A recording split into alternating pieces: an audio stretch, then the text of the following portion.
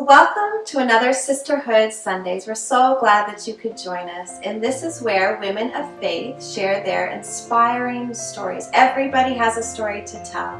And what's interesting about that is even though our stories are different, this one thing remains, that God is always faithful. So no matter who we are, what we've been through, or what we're even going through, He is always with us.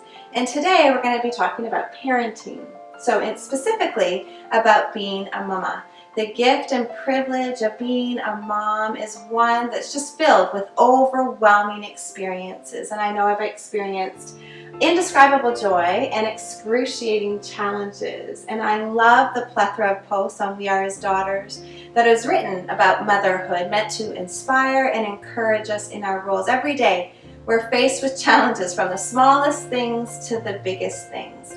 And I know what's most difficult for me as a mom is when I can't control or fix or take away my daughter's problems. It's when that kiss or that Band-Aid just doesn't take away the boo-boo.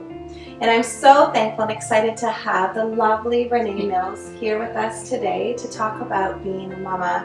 And Renee, you are an amazing mom, and I know that your story is one that's faith-filled. So we're so glad and so honored that you've come to share your family's experiences with us today. So thank you. Well, thanks for letting me share. Yeah, for sure. So maybe you could just start by introducing your family to us. Okay, I've been married to my best friend Wayne for 28 years, and we have 3 children. Our oldest, Ryan, is 27. He's married to his wife, Faith. They've been married for 3 years, and he's in his residency now to become a family doctor.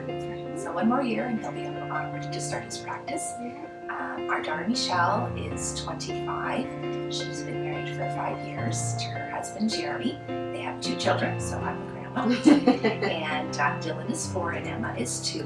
And they're so much fun. And our youngest son is Darren. He's 20. And it's his story that I want to share with you today. Yes, and I know as a mom, you've experienced, that the incredible joys and those excruciating challenges. So do you mind sharing some of Darren's story with us No, today? we're happy to do that. Great, Yeah. thank you. You always take for granted that you're going to have healthy, happy children. And our first 2 were just like that, no problems. And then when Darren was born, right from the get-go, he was having troubles.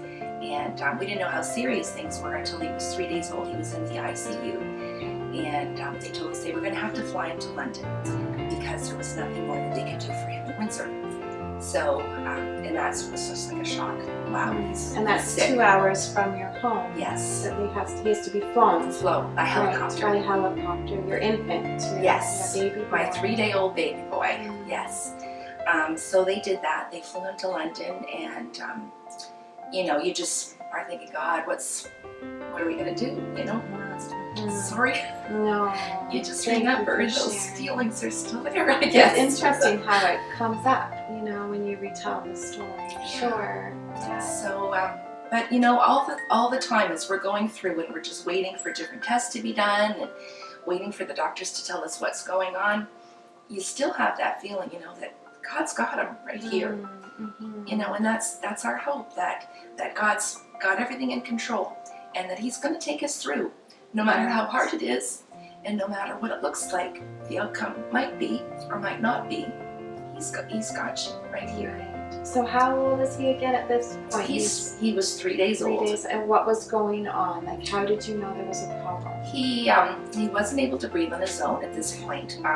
He had a blockage in utero, and so when the babies swallow all the amniotic fluid and then they're supposed to eliminate it, he wasn't able to because of this blockage. Okay. So basically, there was really not much fluid left because he had drank it all, and Right. it was in him. Okay. So his lungs didn't fully develop, and his kidneys didn't develop at all because of this blockage. So you're a young mom. This is your 3rd child. So Yes. you still have 2 little ones at home. Yes, we had a 5 and a 7-year-old at home, and then Darren. So thankfully, we had family that were able to take care of them, because we ended up being in London for 2 months Okay. while Darren was being treated, and before we were able to bring him back home.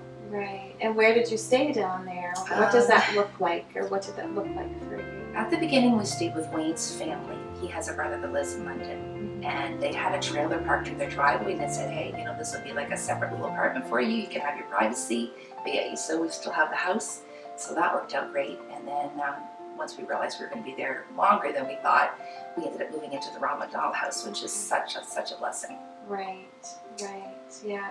Now, were you able to go with him when he was flown in the helicopter, or did you go by ambulance? We drove. Oh, you drove. And we didn't realize how quickly we were going to get there compared to how long it was going to take him, because we got there and we're wondering, where is he? And he wasn't there yet.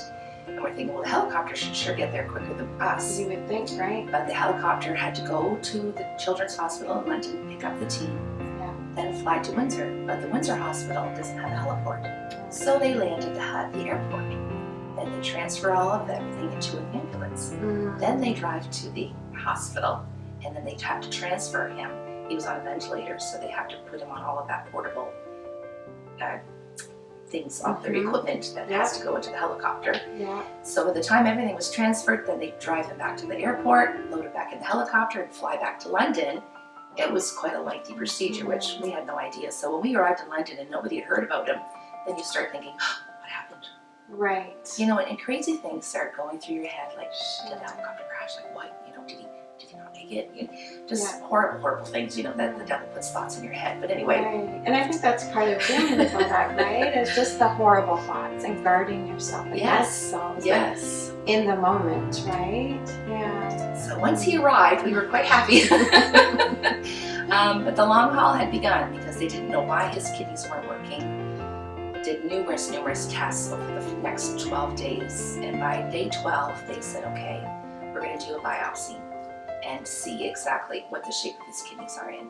And they said, okay, his kidneys never did develop at all, neither one of them, because of this blockage. And that he would need to be put on dialysis. And then they told us that we had a choice. You can either intervene medically and put him on dialysis, and then eventually he'll need a transplant, or you can let nature take its course. And it's like, wow. Right. I couldn't even believe that they would even say that. You know, it's like, of course, we're going to do everything we can to, you know, help our baby. So he was put on dialysis the very next day. And then over the course of the next month and a half, we were taught, because we were going to have to bring him home on dialysis.